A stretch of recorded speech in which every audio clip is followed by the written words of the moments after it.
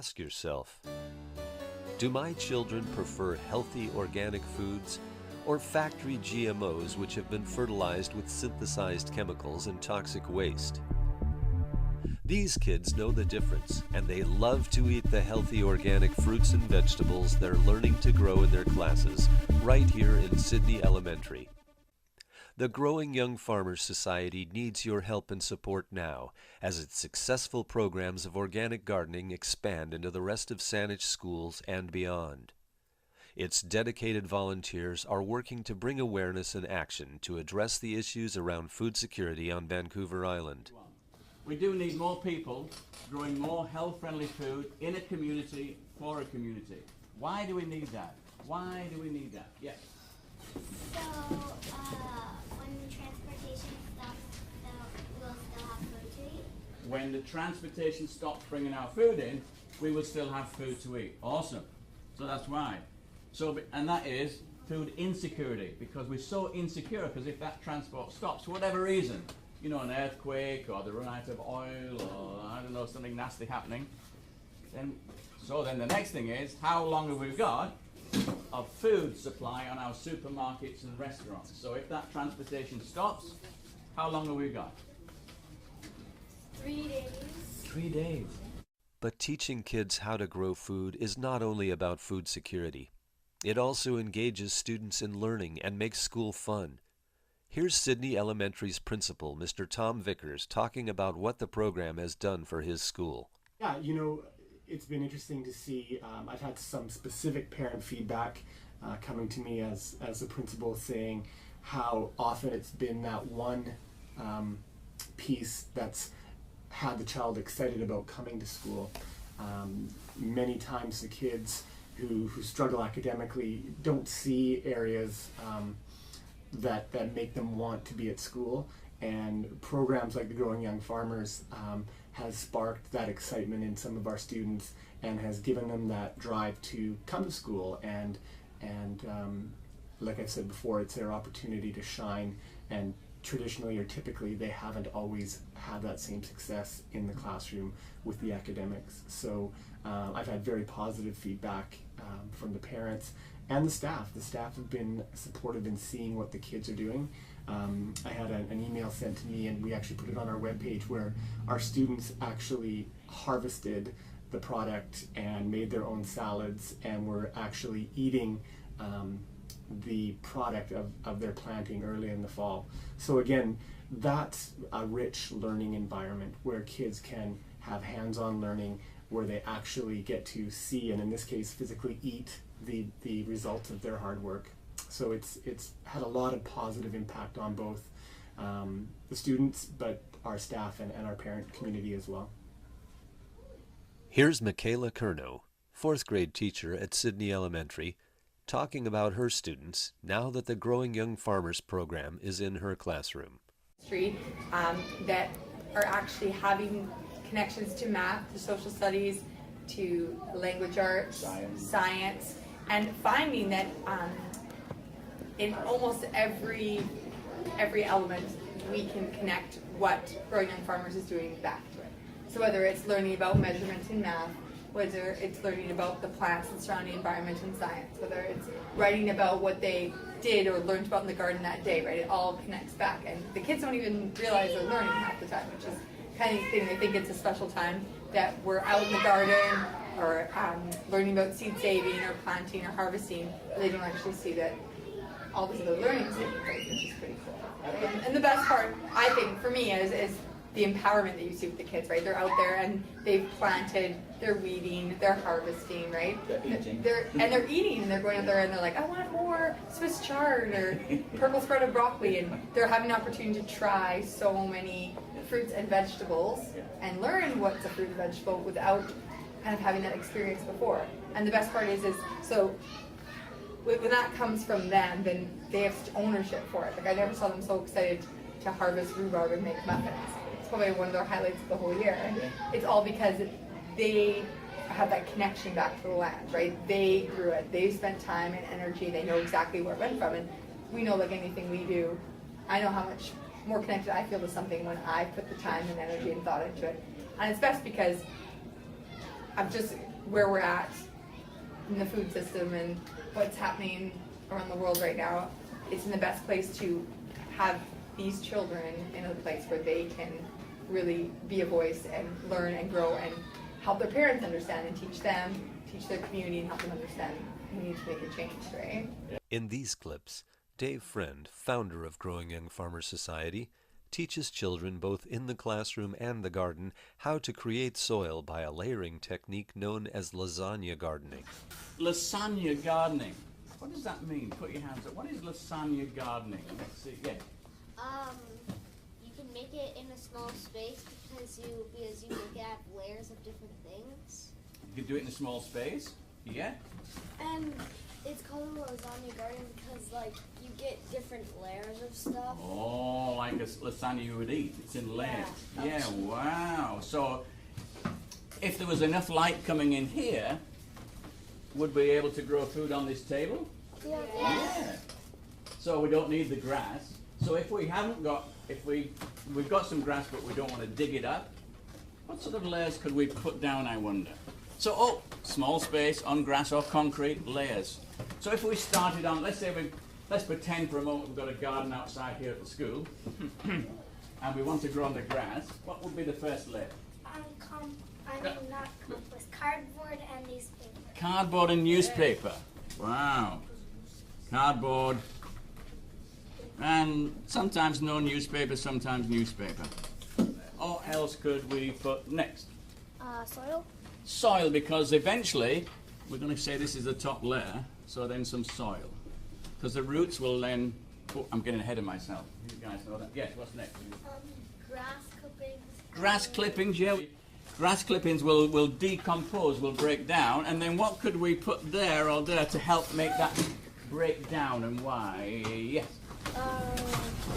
Coffee grounds. Coffee grounds, yeah. So what I might do is, I think soil, I'd probably put them there, coffee grounds. So why do we put coffee grounds? That's coffee. Why would we put coffee grounds? Somebody near the back, Simone, put your hand up. Somebody, why would we need coffee grounds?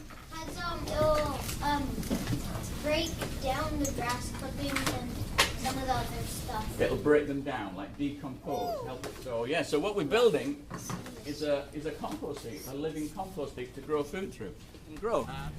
So lasagna garden, I love it. Look at all this land. Already it's starting to decompose. What else can we find? Okay, so could somebody pass me one of the white bags, please? Thank you. And I'll tidy this. We'll tidy this up later. But I just want to, while we're here, show lasagna gardening.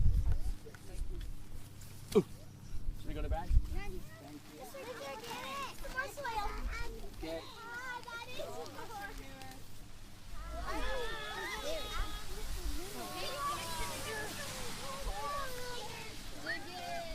Okay, just one more do for now, I think. But remember, guys, listen up. What I was saying, if we had our own compost heap, this would have been built totally free. Yeah, okay, thank you. Slide your hand across, Bella. Just so. Mind your fingers, mind your fingers. There you go. Yeah. Right on my hand. Can you push this in? Where'd the dude go? Excuse me, can Mr. Organic do it quickly for me? Do you want to hold this now? This bag is empty. Could you put it in the other bag, please? Bunch of people Get your face in it. Sugar. What the heck? Hey, put this end, please. This end, good guys. Put this end. Excuse me for what are we doing here?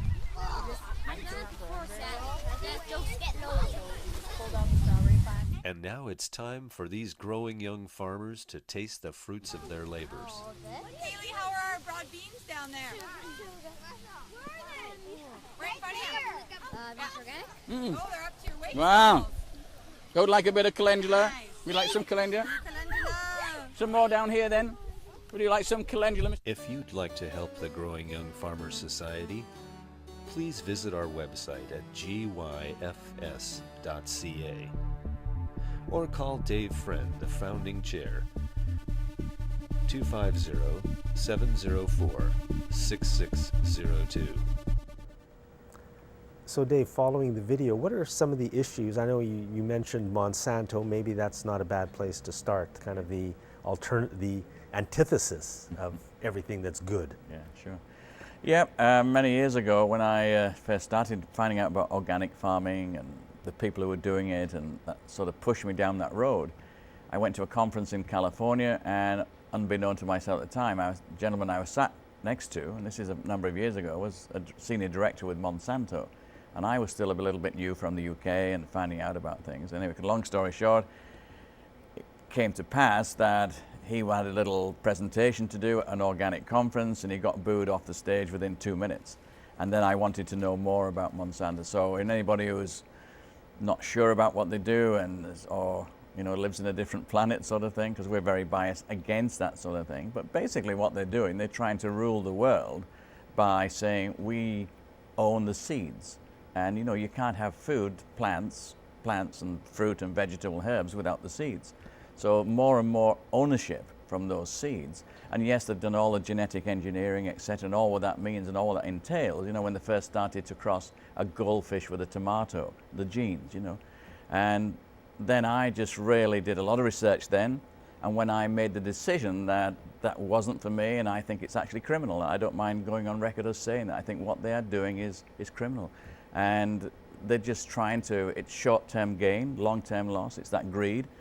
And the thing that really sort of pushed me more and more into what I'm doing, growing health-friendly organic food, and predominantly with kids, but a past certified organic grower myself, is the fact that they just, one of the films I saw was, I've just lost the name of it, but what is happening in the States, a number of people would be on the Senate, and then in a few years they would go as the director of Monsanto, and back again like that, back. So they were controlling the decisions of food, and it's a scary thing. It really is, There's lots of stats out there, but what I did when I found out all the stuff they're doing, I just made that decision personally that it wasn't for me, totally against it, and every so often I will speak strongly against it. And that does seem to be the ultimate goal of Monsanto, is now they have, their seeds are patented. Yeah.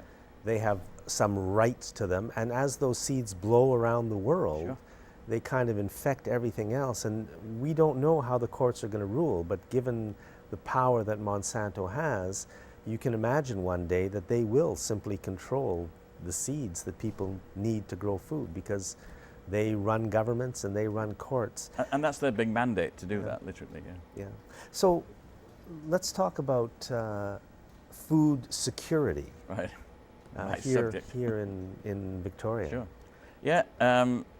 When I first go into a school or a college, university, or the grown-ups, as I call them, every so often I will talk to grown-ups, but mainly about kids, it's really about food insecurity. So here on the island, food-growing Vancouver Island, we only do really have 72 hours of food supply in our supermarkets and restaurants. So if the transportation stopped bringing our food to the island, and we're now filming on a Tuesday afternoon, and if it stopped now, Wednesday, Thursday, Friday, this Friday, not next week, next year, 10 years down, this Friday we would be out of food in our supermarkets and restaurants. And when you really think about that, with 2013, just the early part of June, people would die, and it's so stupid, so scary, it's frightening. So when I realized that, that's what really got me thinking, what can I do as an individual? Yeah, I'm an organic farmer at the time, certified organic and all that means.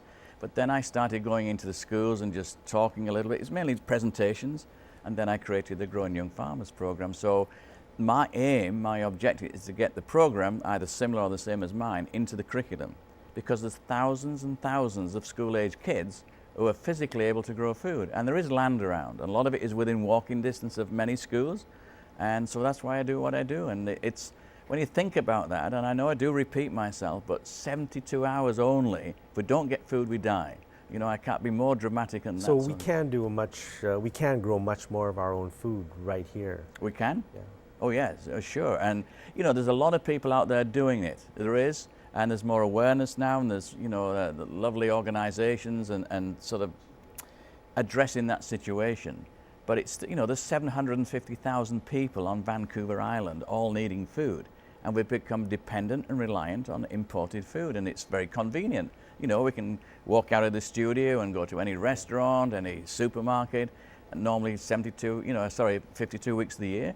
And so what? We don't need to grow food. We're busy, you know, we we've got do. families and, you know. But we do. Yeah, that's right. We really do. Oh. So here's this group, Growing Young Farmers, and I'm sure the website is being shown at the bottom of the screen, hopefully quite a few times. Thank and if you. you'd like to get in touch and help Growing Young Farmers out with some money, that would be a very wonderful thing to do, because what they're doing is very important. Thank you. Yeah, I mean, can I just comment on that? Yeah, we are a non-profit society. I mean, it's still predominantly myself doing it, but we founded the society. We've got 10 board members, little bit of money coming in, but basically, if it wasn't for, it sounds big-headed, but myself volunteering my time and some champion teachers saying, come into the school, it wouldn't be going anywhere. So we need to expand it. That's what we're doing. So thank you. Thank you very much, Dave Friend. Think about Growing Young Farmers, and thanks for watching this segment of Citizens Forum.